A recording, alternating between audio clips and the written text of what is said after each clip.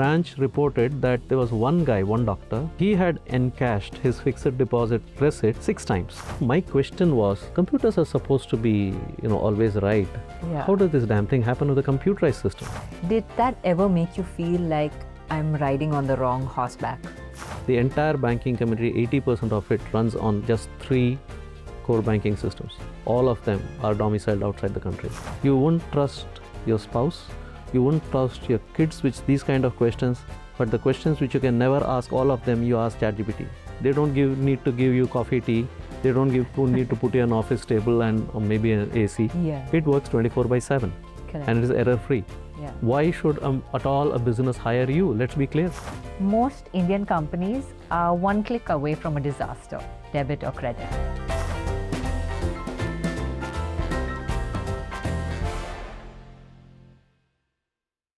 Hello everyone and welcome to Coffee with CA with me, your host Geena Bharwani. Today for this particular episode, I'm a little curious about this guest and I want to nitpick his brain on multiple aspects. The reason being, he started the conversation among the very few people being a chartered accountant about cybersecurity way back even before any of the companies were asking. That's why he's also been inducted even on ISACA's Hall of Fame in 2025. He's none other than CA Vittal Raj. So let's get started as we deep dive into his journey and learn all about the questions that he asks that usually people tend to miss. Hello, sir, and welcome to the show. Hi, we are Geena. really excited to have you over here. Thank you, same here. Yeah. So I am going to deep dive straight into your journey and ask you, you understood cybersecurity at a time where no chartered accountant was talking about it at all. Did people look at it from a different lens at that point of time? Interesting question. Well, this was way back in the late 90s, if I can say. 96 is when I got formally interested in pursuing information security outside my area space. And yes, the first question in the IT teams when you enter was that what's an accountant doing here? Yeah, You have no business to be here. correct. So, but it so happened that I had a flair for electronics and computers in my young age. So I just I was quite inquisitive and curious to know, how this thing works and what exactly was going on. So yes, to answer your question, it was tough. You never were treated as part of their herd. Correct. You're always an outlier. So Yeah. that challenge was there, and that's sometimes still is there.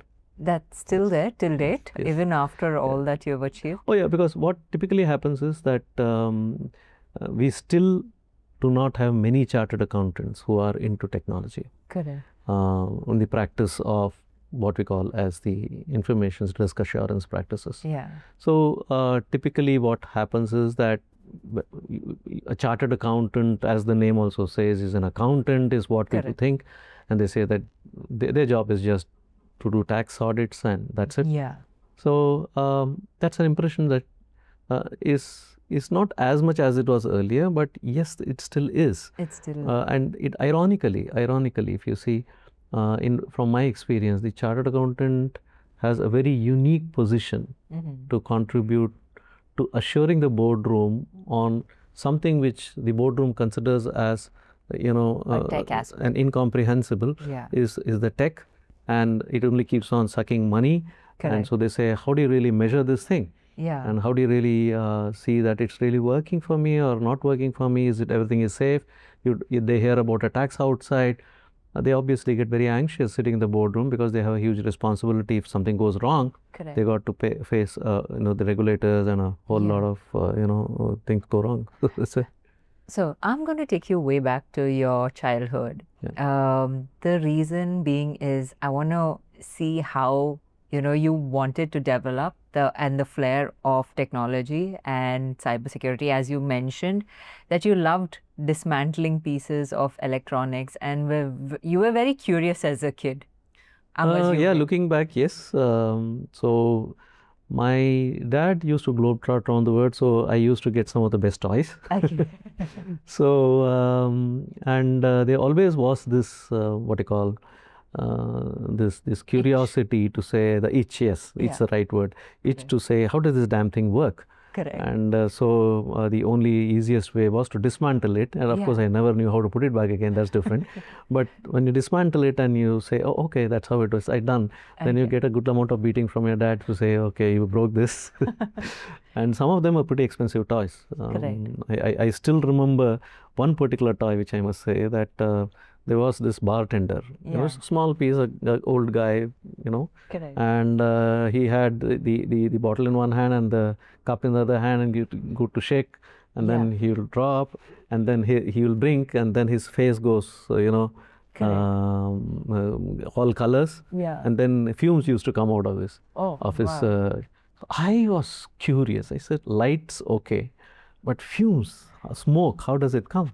Correct. So obviously I was, waiting to get my hands on to opening that. So my father was very, very guarded on, he knows what I would do. So he always keep it up, under supervision, let me play for some time.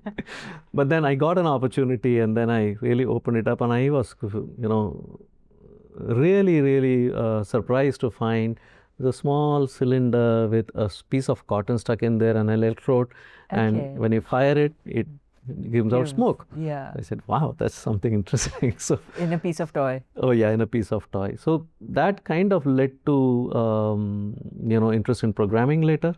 Correct. So in those days we didn't have the computers of the kind that we talk today. So we had, my system was Commodore 64. It's called. It's very popular with guys who know those days, because you just need to plug into the TV and you can do your basic programming on that. So that's where my interest was, to really get into that. And I badly was interested in electronics, but then I didn't really study well to get those marks which will give me an. I studied in Delhi, so the North Campus was a prestigious place to be in. So then they told me that, boy, your cutoff is much lower, so shoo. So that's where I joined the South Campus and started with my BCom honors as such. And but the love for electronics was always there, and that's where exactly, after a couple of years, when I got to have access to the computers and this and that, it was a difficult journey, but I must say it was interesting to explore and try to find out, with not many people really wanting to help you. That was a problem. But then I was just trying to find what will be that fit, because I didn't want to be a programmer. I did programming. I did a little bit of programming. In fact, we even made an accounting software almost look alike Tally, me and my sister. That was in FoxPro of those days. So we started with Foxbase and graduated to FoxPro and built this entire thing around. So that was interesting, because it really worked for a government organization. We put it, they were very happy with that. So all those were small wins, if I can say, which kind of pushed me more interested in that space. Yeah, that's interesting. So you went complete opposite and became a chartered accountant. From that entire journey of yours. How did you run the other way around? Actually, it was not me, honestly speaking. So it so happened that, as I said, my marks was just not enough. And they got me into a BCom honors. But then BCom honors in those days was not really like what it is today. It was for, for those guys, who never got anywhere else. So that's how they said, okay, put him here. Backup option. Yeah. But then my father, what did he was inquiring with his friends and all. So one of his friends told him, for these kind of guys who are neither here nor there, there is one course called CA. So he said, why don't you put him there? So he'll become something maybe. So that's where I wrote my CA entrance in those days. That's what it was, wherein I could do my my graduation through correspondence simultaneously, and yet pursue this. And so that's where, because once you did your entrance, you got to start your articles. So that's a full-time thing. So you got to leave your college. So that's where, the switch happened. And then I was on my way to become an accountant as such, with absolutely no clue about half the things that were happening at that time. The twist when it came really was that all along that love for the tech was always there. And So when I got into the 95 types time, and I was thinking that maybe programming is not my space. We have developed this program, all this fine done, but then that's not the space. And so I was looking out what exactly was it. And it so happened that as when we just started, and one of our acquaintances was so kind enough to give us a piece of work, which was very mundane work for a chartered accountant. You had to reconcile between the parties ledger and the general ledger, which you call. Correct. So you obviously had, this was, I can name this company now because it doesn't exist now. It's Yeah. called Ready Money. Huge Huge clientele, amount of and ledgers volume was also. very high. Correct. And they also took deposits from the public, so that's where they had a lot of things. So, but then our job, where the management called us and they told us their problem was that, hey, these things have a value of a difference. So can you help reconcile these? Because Yeah. otherwise, what was happening was they had no clue whether a depositor was indeed a depositor or not. So we got about 2 chart owners sitting and trying to, this was something easy to us because we could very easily do it. But my inquisitive question started when we had an incident when we were sitting there and doing Okay. this audit. We were at the central office. It was in Radhakrishnan Sale at that time.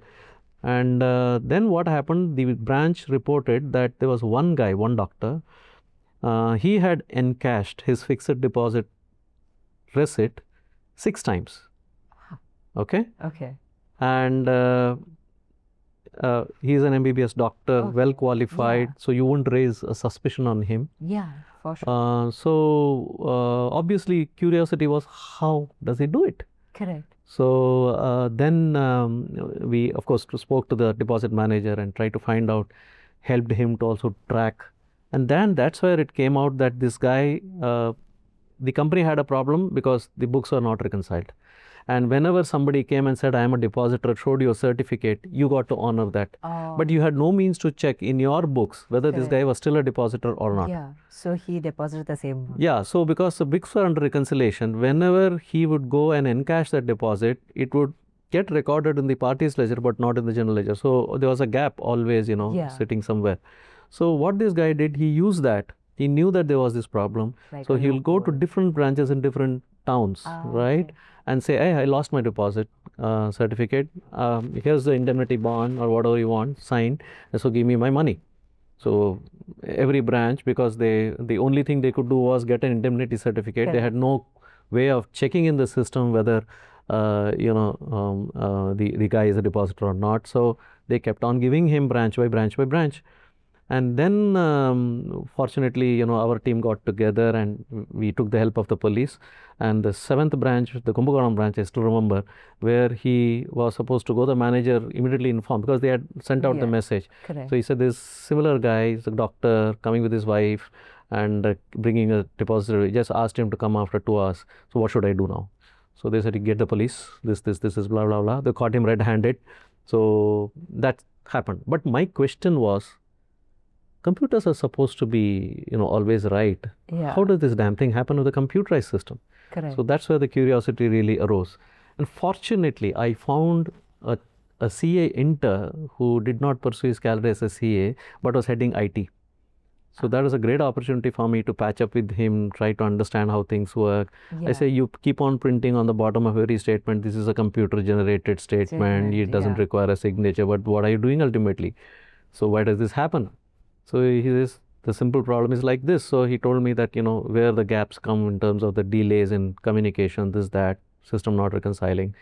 He said, okay, so which means if that's the internal control failure, the internal control failure is not there in the books of accounts that we consider as books in of those days, accounts, yeah. but somewhere inside the system, which is the electronic books of accounts. Correct. So that's when, It sparked your curiosity. yeah, so of course, the management was happy that we identified where the problem was and all, but we gave them that.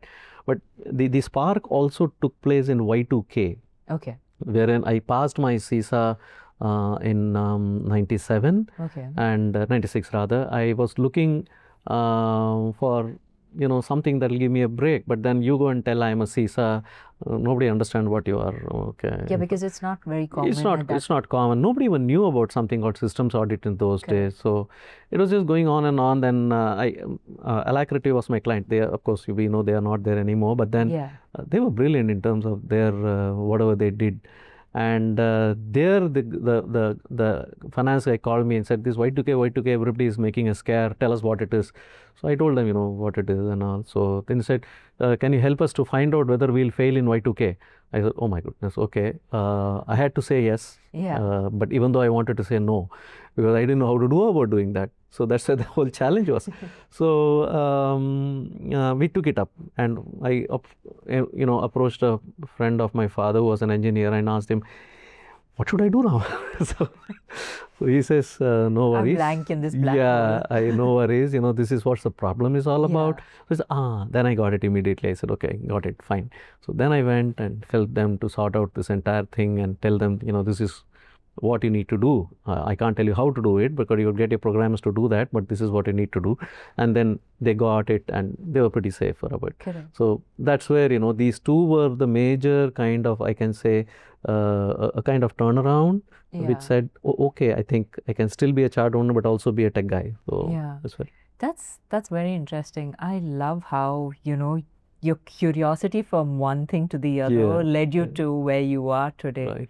And talking about curiosity, I'm very curious because right now, somewhere around, there's someone trying to break into a system. Yes. Or, right? It can be at a bank, it can be at a multinational company.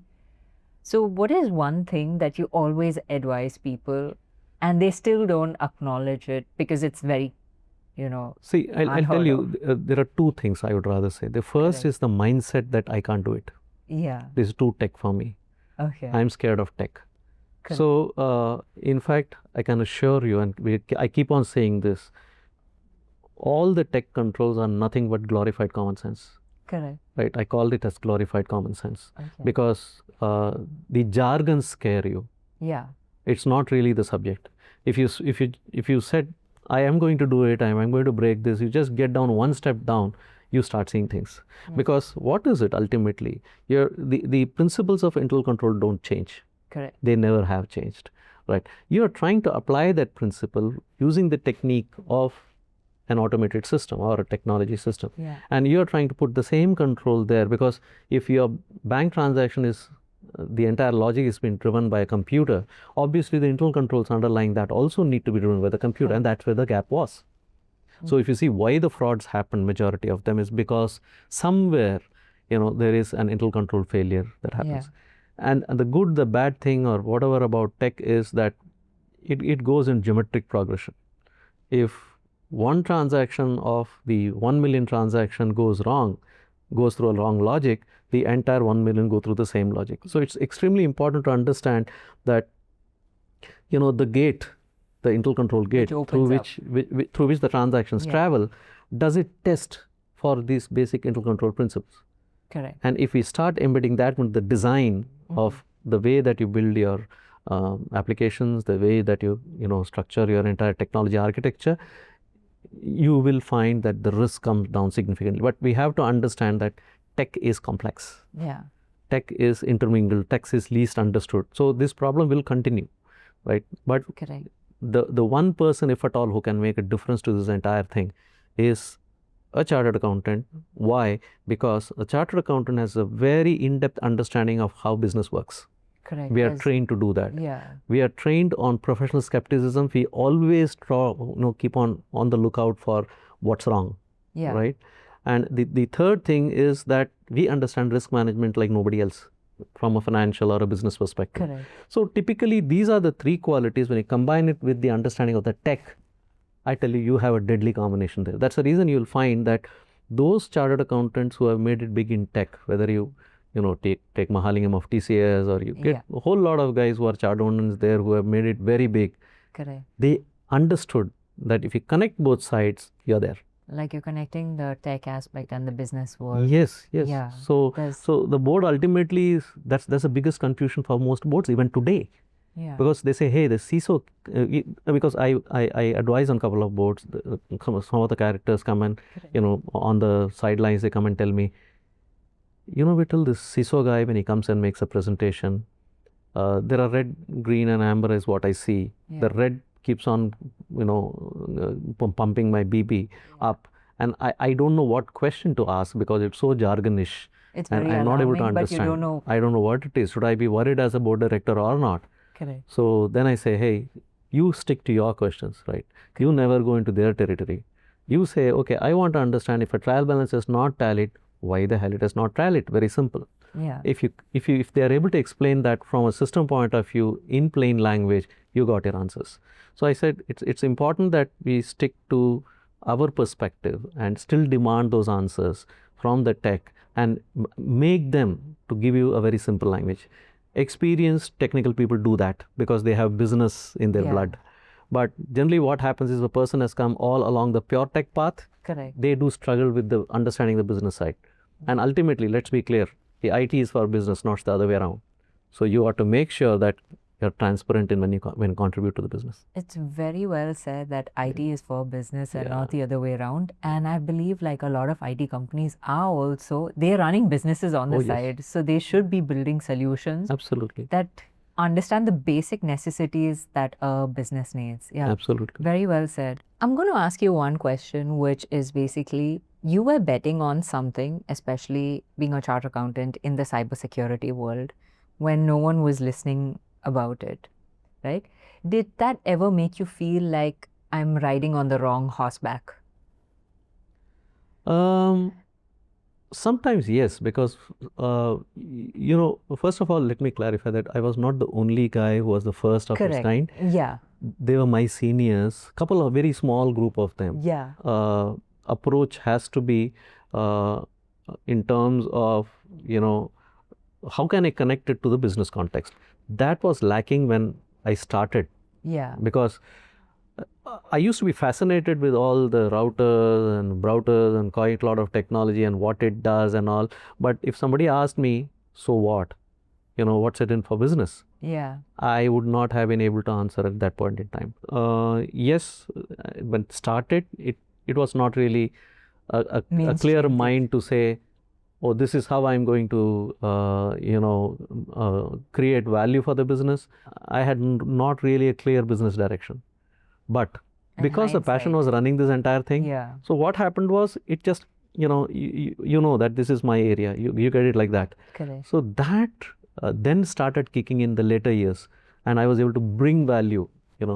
Of course, you have to work on it because a significant part of a cybersecurity professional's work is research. Correct. And you got to be up to date. You cannot say income tax act once in a year, okay, we'll come the next year now around. You can't do that. So you got to be, awake when sleeping, as the institute says. Yeah. So that's where the challenge is. I think since you mentioned AI and you're the go-to person for multiple boards, especially in cybersecurity and stuff, what is some question that no one's asking and you are asking everyone? Okay. The question that really disturbed me when all this started, I'm talking about more than a year back. Correct. When ChatGPT was on the top and also going fine. Since 2023, everyone. Oh yes. Yeah. As a country, we stand a very high risk of technology sovereignty, right? Which where Zoho also stands out in terms of trying to get our game up. Correct. But honestly, if you see, take the banking community, which is the nerve center of an economy. Yeah. The entire banking community, 80% of it runs on just 3 core banking systems. All of them are domiciled outside the country. Yeah. Now, we do appreciate that, these are the best products maybe, but then the question is, what kind of data could be going out and coming in? Do we have clarity on that? Do we know that there are no covered channels which are possibly transmitting information? So these questions remain unanswered. You see the entire India stack, you see every piece of the stack in this, Aadhaar, this, that, everything. Yeah. The base equipment, the operating system, is still not ours. It's also from outside of The hardware is not ours, Yeah. right? The database management system is not ours. And Correct. the government, fortunately, has been the last couple of years, the Ministry of Information Technology has been taking cognizance of that. But I think we need to really run very fast to really catch up on this. Otherwise, with AI, the biggest challenge is, let's please understand, AI has become an obsession, right? You don't even think twice before thinking. You know, that's the whole problem. You say, check, okay, Am I AI gives me thinking the right? answer. Yeah. So half the brain is already getting unused. Correct. Anyway, the other half was already not used. So now we are getting into a situation wherein everything and anything, we are trusting this. Yeah. You wouldn't trust your parents, you wouldn't trust your spouse, you wouldn't trust your kids with these kind of questions, but the questions which you can never ask all of them, you ask ChatGPT. Yeah. Which means what's happening is, if it is my personal life, right starting from my finances to personal, maybe whatever discussions I need to have, everything goes through that. Correct. More dangerously, if I'm working for an organization gives me a work, say, hey, why don't you recast this agreement with this client? I simply give it to ChatGPT or Gemini. It gets done in a jiffy and with some fantastic language which I will never learn in my life. But then ultimately what's happening is we little realize that all this information is going somewhere. Yeah. And where is that somewhere? Who owns this entire paraphernalia? Is not here. It's somewhere outside. And we clearly see already, if you look at, what's happening in the West, is that there are very clear orders on companies' directions that you pass on all the data to us. Correct. So which means that the entire nation's psyche, somebody can build today outside. That's exactly what happened with Fable 5 when Claude just released it recently. Yeah, exactly. And within one day, US government they said yes. I mean, detention on it. Look at the danger there. I mean, Yeah. if my hotline is in somebody else's hands and they can put this power plug anytime. Correct. As a nation, I think it's a very important problem for us. So how is India actually working towards developing this particular aspect? Since you are also on the advisory committee for cybersecurity for RBI as well, right? What is India actually doing right now? I must say that last couple of years has been a significant departure from what was happening earlier. Correct.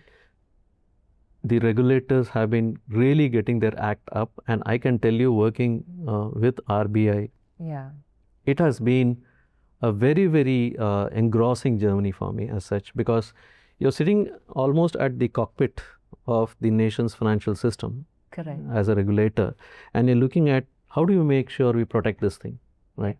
And I can tell you that there are very few countries which have, excepting those, who are at the top mark, but very few of them who had really gone this much forward to really make things happen. And I can tell you that we are already thinking much ahead from RBI's point of view. Okay. Because see, the problem with this is you won't get another country like this to regulate.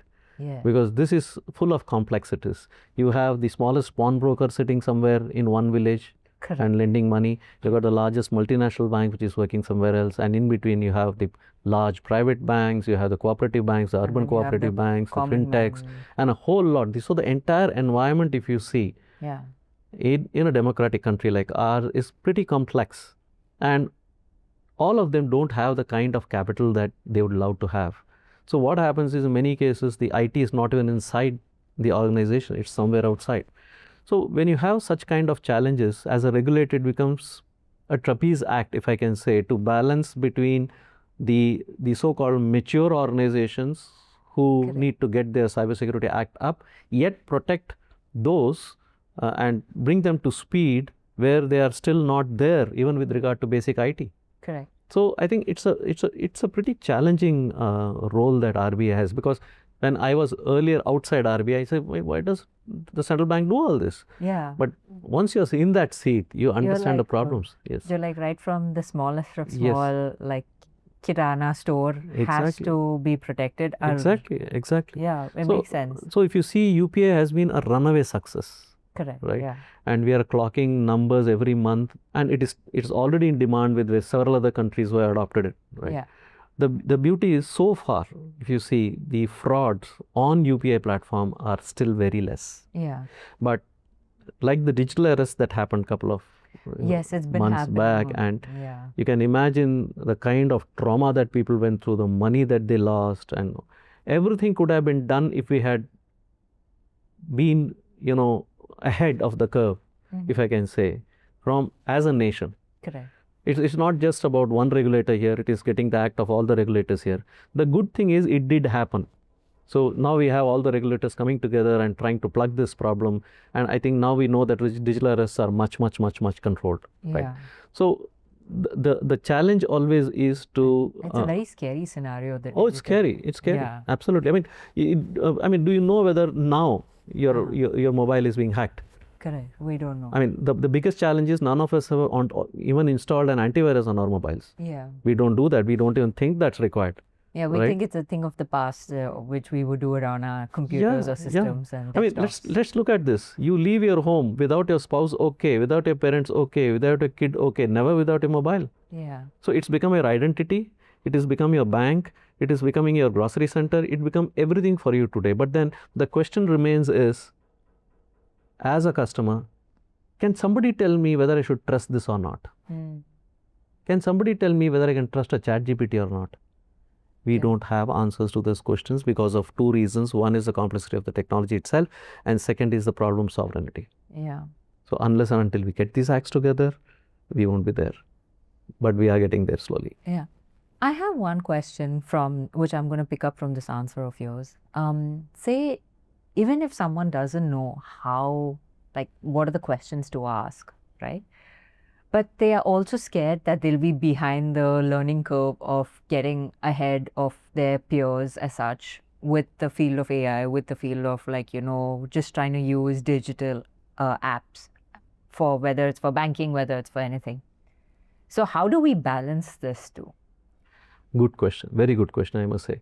See, as I said, the first thing is to get out and ask the questions from where you are. Correct. And what you know. Yeah. You don't have to necessarily put yourself in the shoes of the other guy to explain to them in their language. That's not your problem. You are running the business. You have a huge responsibility to the customers, to your various stakeholders.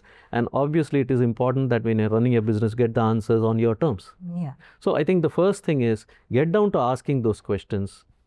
If your tech guys are unable to do that, you need to possibly get a tech-savvy chartered accountant there as somebody who will help you to understand this entire thing. So then is where you're looking for a third-party assurance, Correct. A person who can help you with that. And that's exactly where, as a trusted third party, you have the chartered accountants, the auditors coming in there. Correct. And if you have a tech auditor today, which is, I mean, let's look at it. None of the business that you audit today is without tech. Yeah. You remove the tech, economy doesn't exist today. Yeah. We have nothing called as non-digital today. So when you come with all that, can you imagine a chartered accountant saying, I don't know tech, but I can do audit? You can't. You're already outdated. You're finished. Otherwise, you'll keep on getting entangled in this octopus kind of thing wherein you'll be so entangled that you can't come out of it. Yeah. And you'll always fear IT. Yeah. And if you fear IT, you have no business to sit on the board. And also, if you fear IT, then you're just going to be looking at competitors saying, adopting it. Oh, yes, yes. Yeah, because yes. that happens more. Very good point, because today the pressure is, oh, they have got AI, I need to have AI. Yeah. Oh, they got far ahead on so much of blockchain, I need to get ahead on that. Without really understanding their entire perspective and context of business and technology could be completely different from yours. Correct. If you do the same thing that they did, you will fail miserably.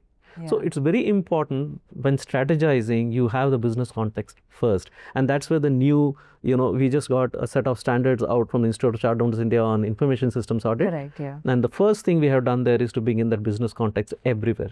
Yeah. So that even your report, when it goes to the board, it should not be one piece of, jargonish junk. We don't want that. We want it to deliver value in terms of the language that the board understands. Yeah. And that's exactly where you pitch in as a chartered accountant, translating that technology risk into business technology risk. That's very well put, sir. Understand the context behind it rather than just going behind, something which is trending. Absolutely. Yeah. So I'm going to ask you one more thing. As of date, what is something that you haven't achieved yet, which you're really craving to achieve? Because I know your achievements list No, is like getting on the Hall of Fame is... Thank you so much. Let me clarify. Whenever any of us who are head over shoulders in cybersecurity are always students of cybersecurity. Correct. Because I go and claim myself as an expert, there is a hacker waiting to put me down, okay, and show me my place. And honestly speaking, I tell you, it's impossible for any person to say that I am an expert I know everything about cybersecurity, because by the time even I have said that statement, it's already changed. Yeah. So that's the speed with which things are going. And even if I do, the best of whatever education I can, or keep myself updated, there are so many dimensions to IT today, because as ISACA says, in their the very popular framework called COBIT, it says not just information technology, it is information and technology. So what really matters to us in lives of people is information. But it so happens that this technology is running this entire thing. Yeah. And that's where the whole complexity starts coming in, because for the first time, you can be anywhere in the world and do any transaction, right, at any point in time. Correct. You can remotely, if you've seen some of these reports that have come in, a doctor is performing a remote operation, a robotic surgery of a client, and he is somewhere and the client is somewhere, but it's still successful. So that's certainly just a small glimpse of the future. But mind you, if we do not build secure by design architecture, we are going to find ourselves in a lot of problems. Yeah, that's nice, sir. Thank you so much for that. So, so my last two questions would be, what is the future of chartered accountancy? Is some kid out there, if he wants to know whether he should get into this profession or what this profession is with this day and age of technology, what would you suggest? Okay, again, a good question, I must say. See, let's look at this. The more of our life gets digital, the less of trust we have. Correct. Right. So there is a huge digital trust deficit, which is already a huge, valley as such. So somebody needs to help to bridge this. Yeah. Number one. Number two, if you see, the business today is almost driven by technology. Correct. That's where it is. And if you take, I always say, go back and look at Amazon, the way they started. The biggest challenge always remains for the board is the governance issue of how do I get assurance? Correct. How do I make sure that I can take confident strides? Can somebody tell me that, yes, okay, you're good to go?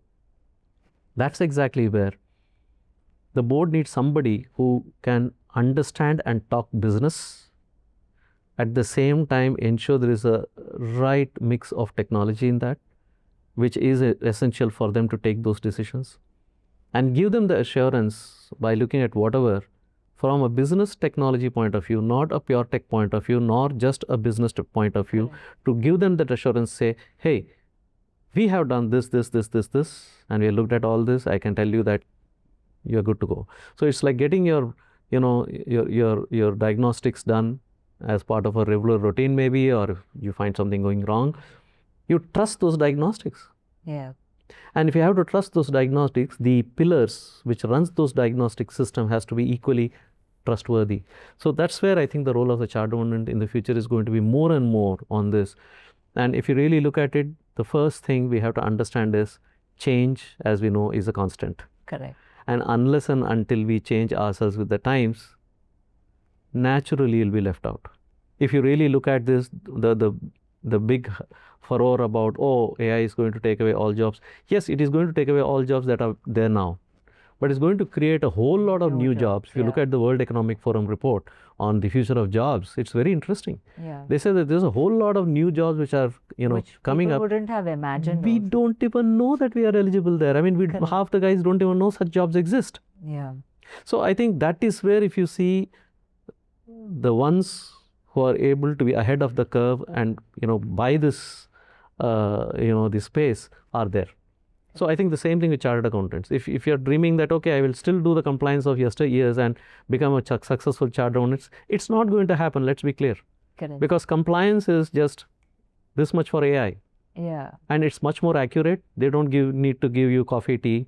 They don't need to put you an office table and or maybe an AC. Yeah. It works 24/7 Correct. and it is error free. Yeah. Why should at all a business hire you? Let's be clear. So I think we have to understand that unless and until we equip ourselves with the AI required for my domains of service, we are not even starting to reach there. So I think it's extremely important that we understand that AI is here to stay.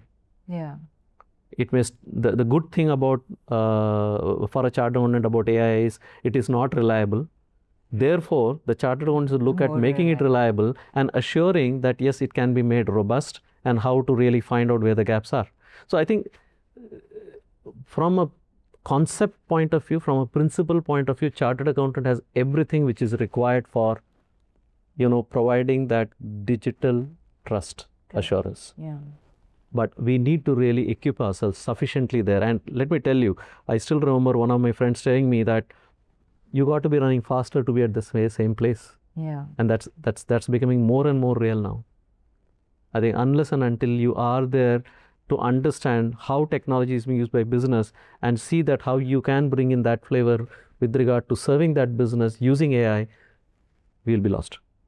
But if we do it, I think you'll find they'll be the winners. That's true. That's true. I've really enjoyed picking your brain on multiple topics over here in this episode. My pleasure. And we are on to our next segment. It's called Debit or Credit. It's a little more fun segment, right? Where I ask you a question, you tell me whether it's a debit or credit from the asset and liability standpoint of view. Okay. And probably a single line of sentence just to support that answer.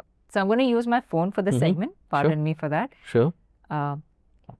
So the first question is, most Indian companies are one click away from a disaster.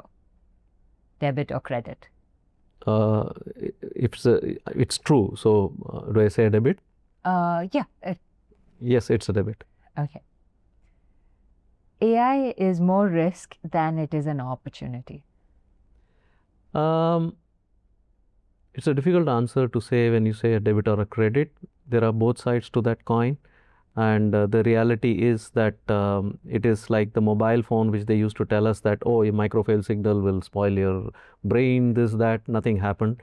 So I think we'll wait to see that the regulators and everybody will start putting their act to govern. So the governance is going to make a difference to seeing that the positive side of AI, the credit side of AI is going to be more realized as compared to getting worried about the debit side of AI. That's nice. The biggest cyber threat isn't the hackers, it's the employees' understanding of technology. Oh, yes. Yes, you're right, absolutely. I would always say that innocent marketing guy who keeps on, sharing all those contacts on a WhatsApp is more dangerous than a, qualified hacker. Correct. So, I would think, yes, it is the ignorant who will be the first point of attack. So, therefore, yes.